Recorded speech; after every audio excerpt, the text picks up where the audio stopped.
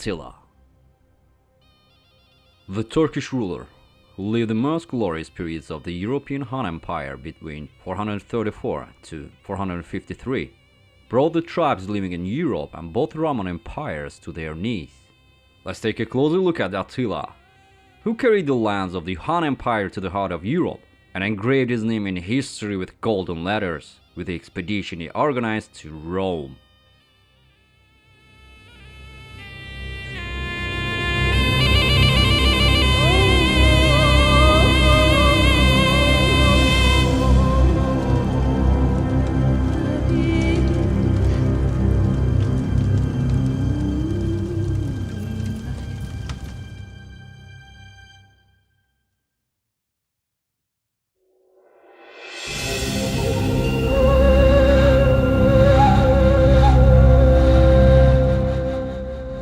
Before we talk about Attila's epic career, let's talk a little bit about the European Huns and the foundation of the state.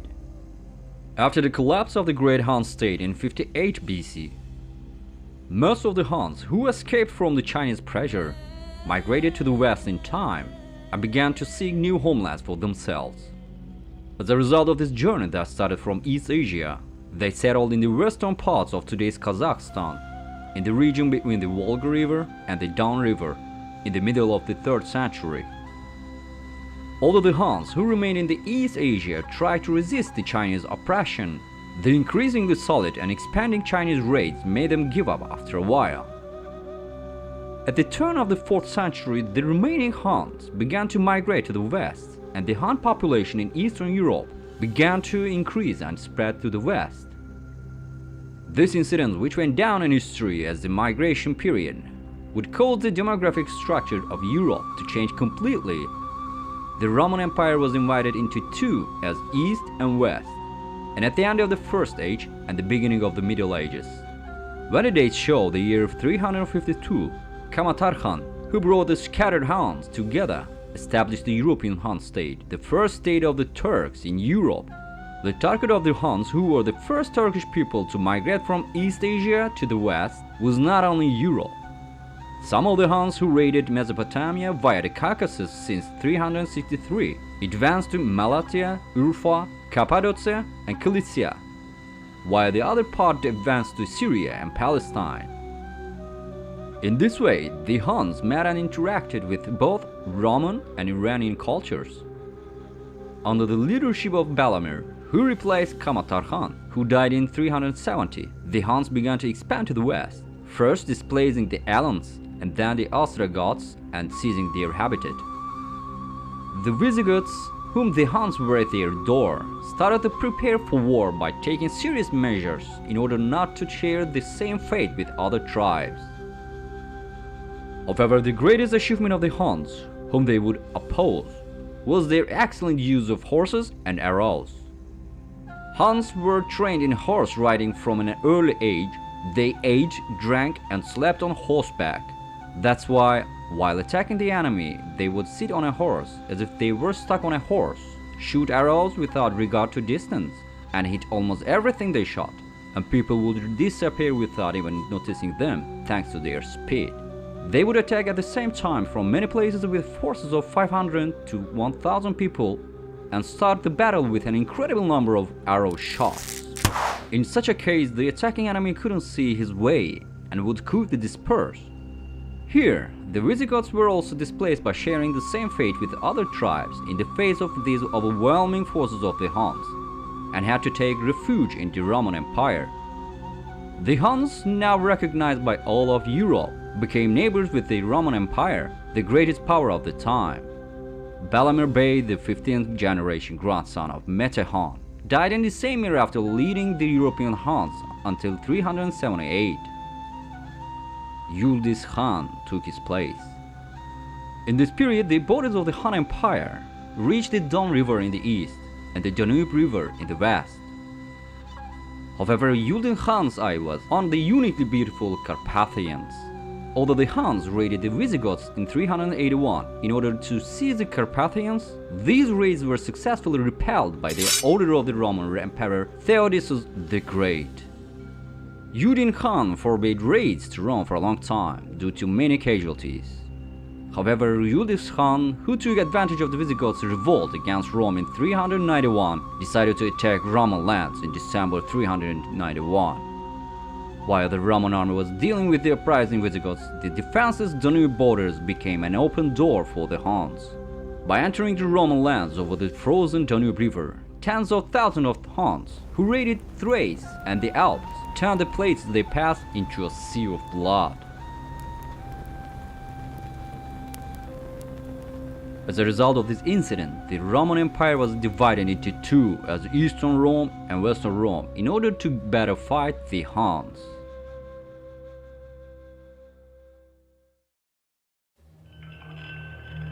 With the capture of the Carpathians by the Huns until 400 BC, the Goths, Gepids and Vandals living in this region began to migrate westward.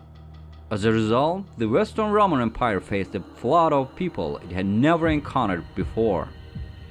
While the Visigoths fleeing from here settled on the Dalmatian coast and Italy, the Vandals fled to North Africa. The Vandals, who were very afraid of the massacre by the Huns, were unable to relax with the presence of the sea between them and continental Europe. In 405, the Visigoths revolted against Rome once again and began marching toward Italy.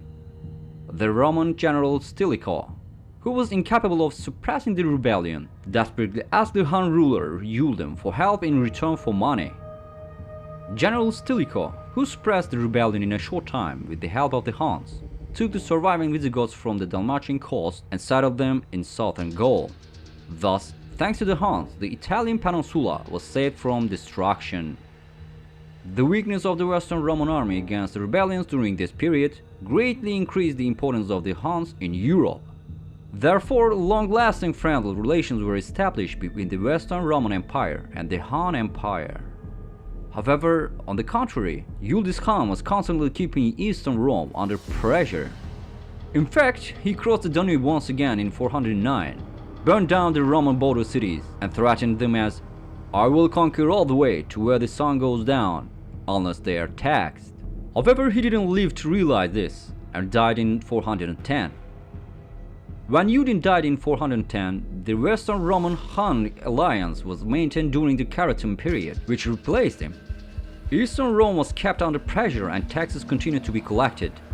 While there was no significant incident during the Catalaunian period, which lasted until 422, Oktar and Rua brothers took over after Catalaun's death in the same year. Rua, who ruled the Hun Empire with his brother Oktar from 422 until his death in 430, became the sole ruler of the throne after Oktar's death in the war with the Germanic tribe in 430.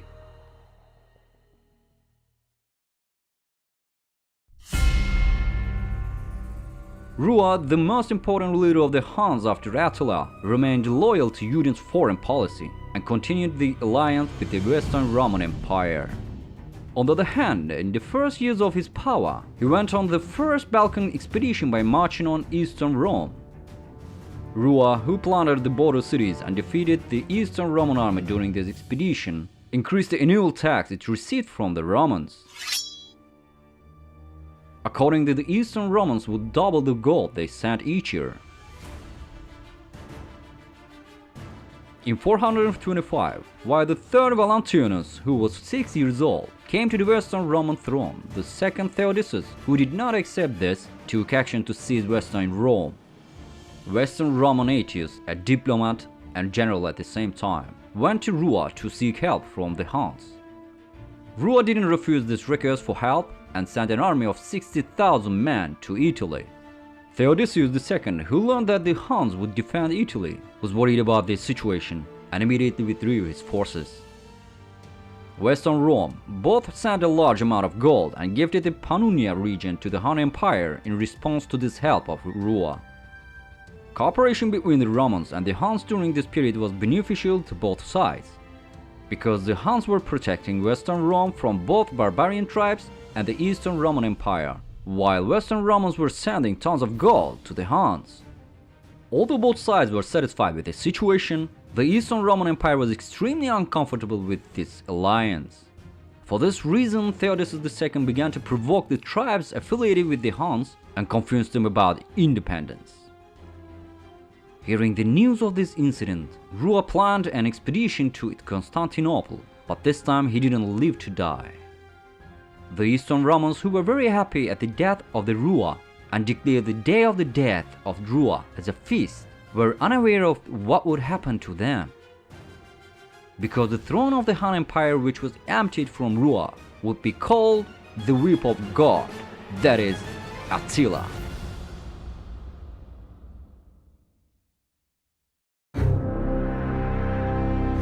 After Rua's death, his nephew Bleda became the head of the Hun Empire.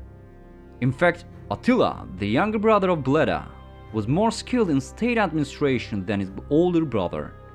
However, since it was always considered appropriate for the elder brother to ascend to the throne in the Turkish state organization, Bleda took the throne.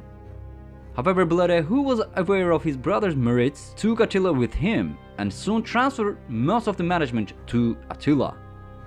There is no definite source about Attila's birth date, place, youth years, and upbringing.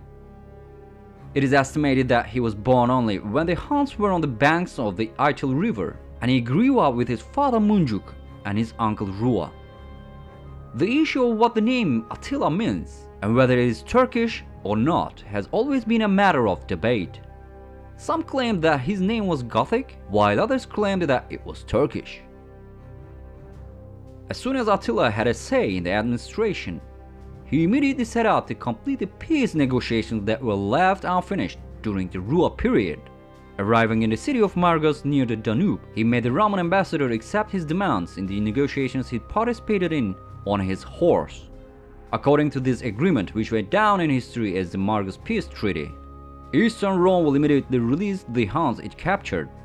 The Roman Empire will pay 8 gold recovery fees for each Roman captured by the Huns. The Romans will not partner with their tribes under the rule of Huns. Roman merchants who came to the Hun lands to trade will pay taxes. The agreement made will be permanent, and this agreement will be respected. In this way, both the Huns and the Romans would live in safety. Meanwhile, the policies followed during the time of Western Rome and Rua were continued in the time of Attila.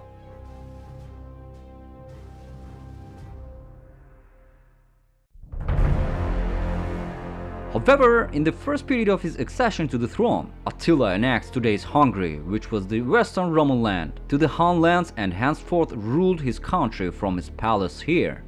During the next few years, the Huns turned east, attacking the Sassanid Empire and seizing a small region in the Caucasus. However, after a bloody war with the Sassanids in the Armenian region, the Huns gave up on going further. Theodosius II, who saw the opportunity of Attila to go east, had a new castle built along the Hun border and strengthened his defense, contrary to the treaty. In addition, the bishop of the city of Margus opened the sacred Hun tombs and stole many valuables in them. Hearing this, Attila came to the Danube River in a short time while riding his horse.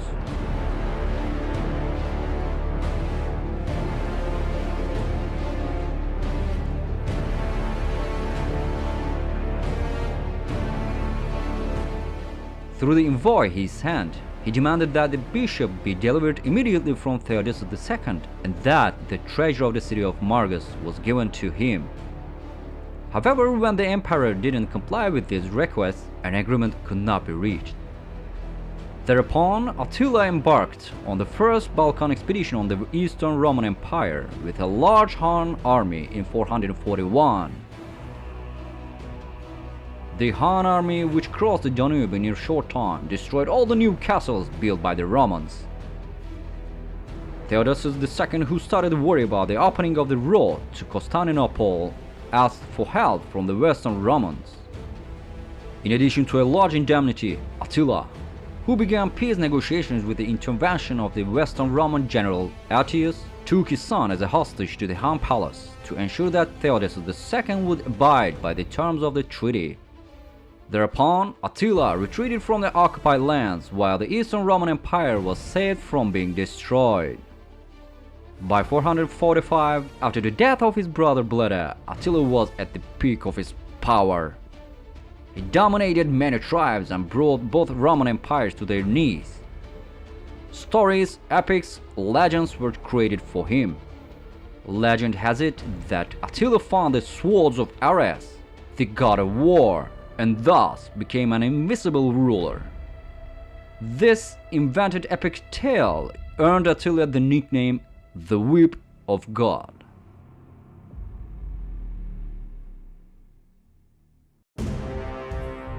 When the date was 447, Attila went on the second Balkan expedition, as Theodosius II didn't keep his promises once again. The Hun army under Attila captured the cities of Rataria and Nisus and massacred the people. Advancing rapidly towards Constantinople, Attila reached today's Lüleburgaz. The Huns, who encountered a large Roman army here, completely destroyed the Roman army as a result of the battle.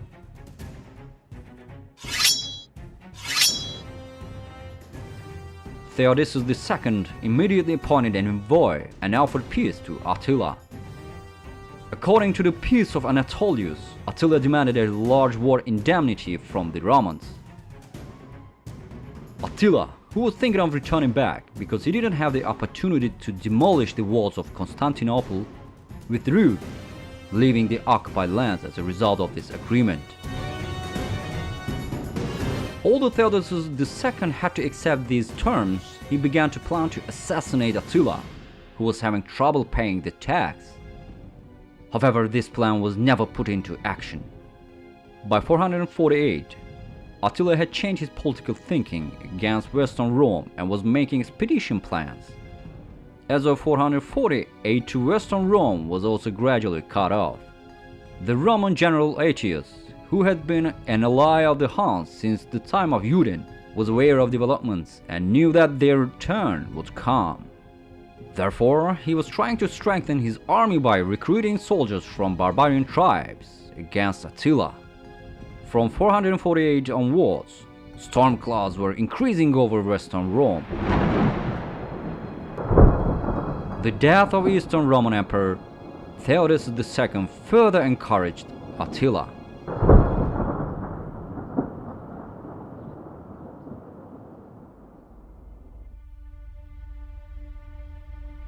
In the spring of 451, he moved west from Hungary with his enormous army of 200,000 men. He planned to attack Western Rome from the north, moving north along the Rhine. Capturing cities and towns one by one, he advanced as far as Paris.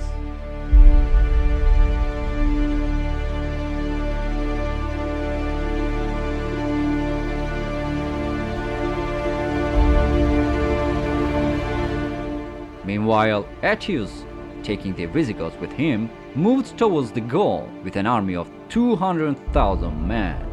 Two huge armies faced each other in today's Ardennes.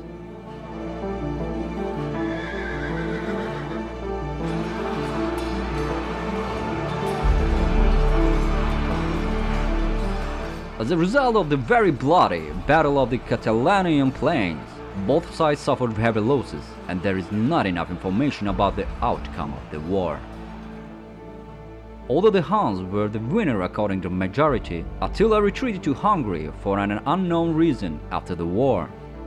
Not a year had passed since the Battle of the Catalaunian Plains. This time Attila went on an expedition to Italy. He crossed the Julian Alps and attacked the province of Venetia. After conquering and burning the first city on his way, Aquileia, he captured Milan and Pavia without encountering any serious resistance. Already, many cities were opening their gates of resistance due to the fear of Attila. This unexpected Italian expedition took Roman general Attila by surprise. He didn't make any preparations because he thought that Attila would not go on an expedition for a long time due to the losses he had suffered in the Battle of the Catalaunian Plains. Therefore, he couldn't offer any resistance against Attila's forces. When Emperor Valentinian III heard that Attila was coming, he fled from the capital Ravenna to Rome. Learning of this, Attila was going to move towards Rome. Just at the time, Pope Leo, the spiritual leader of the Christian world, came to Attila's camp accompanied by two Roman generals. For a long time, to discourage Attila from the Roman expedition, Pope Leo offered a large amount of booty. According to the sources, the army had lost a lot of soldiers due to the disease that arose in the Han headquarters, and their supplies were also reduced. Therefore, Attila, who thought that returning to Hungary was the most profitable way, gave up on going to Rome. After returning to Hungary, he started to make expedition plans on Constantinople because the Eastern Roman Empire delayed its attacks. However, he died in early 453 after drinking excessive amounts of alcohol on the night he celebrated his marriage to his last wife, Ildiko. After the death of Attila, the European Hun Empire, which entered a rapid collapse process with internal conflicts, was erased from the stage of history in 469. According to some sources, it's written that Attila's drink was poisoned, so the Gothic wife Ildiko was responsible for his death. However, this claim has never been proven to be true. Do you think Attila would have taken Constantinople had he not died at a young age? Thanks for watching. See you in the next video.